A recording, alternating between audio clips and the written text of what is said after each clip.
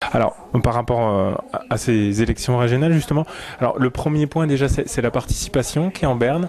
Vous pensez que c'est un problème des médias, des politiques? Il y a une éducation à faire sur sur les électeurs?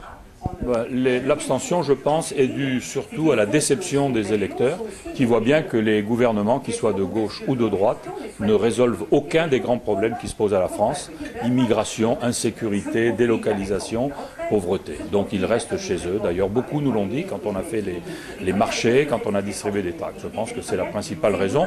La deuxième étant une sanction au président Sarkozy. Alors, pour les résultats, là on est encore sur des estimations. On parle de 9,5-10%. Alors on va prendre le premier cas en dessous de 10%. Pour vous, ça serait une déception? Écoutez, bon, je ne veux pas faire de pronostic puisqu'on ne sait pas. Non, je crois qu'on est la région la plus en retard pour donner les résultats. C'est sans doute parce que, comme vous le disiez, c'est la région la plus grande avec 8 départements. Donc je ne peux pas commenter ce qui se passe localement. On doit être autour de 10. Certainement, voilà. Alors on attend des résultats de grandes villes, c'est eux qui vont faire basculer. Bien entendu, si on est en dessous de 10, on est déçu. Si on est au-dessus de 10, on est content, c'est une évidence. Si vous êtes en dessous de 10, est-ce que vous donnez des consignes de vote ou pas? Absolument pas. Non, non, les voix ne nous appartiennent pas et on n'a pas l'habitude de donner des consignes de vote. Nous ne faisons pas une grande différence entre la gauche et la droite. Il faut savoir que dans les régions, les élus UMP votent à peu près 95% des propositions de la gauche. Donc c'est ce que nous appelons l'UMPS. Ils sont à peu près d'accord sur tout. Ils se battent pour des sièges confortables, mais en fait le résultat ne change pas, qu'il y ait une direction de droite ou de gauche. Alors, si vous êtes au-dessus de 10, vous vous maintenez? Bien sûr, bien sûr.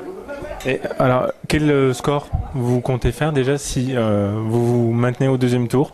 Vous avez un objectif? Écoutez, je considère que l'art du pronostic est un art très difficile, surtout lorsqu'il concerne l'avenir. Donc je ne fais aucun pronostic, mais au cours des précédentes élections régionales, on faisait en gros un point de plus au deuxième tour qu'au premier tour.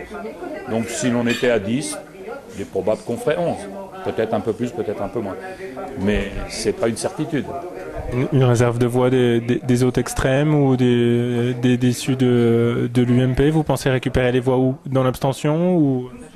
Beaucoup de gens ont été victimes des sondages faux, comme d'habitude. Vous savez bien comme moi que le sondage est un moyen de pression et le fait d'avoir mis le résultat national du Front à 8,5 alors que nous sommes à 13, effectivement, et le score du Front National ici, en Midi-Pyrénées, à 9 alors que nous sommes sans doute à 10, peut-être plus, eh bien ça voulait dire, électeurs du Front National, ne vous déplacez pas, c'est pas la peine, vous n'aurez pas d'élu.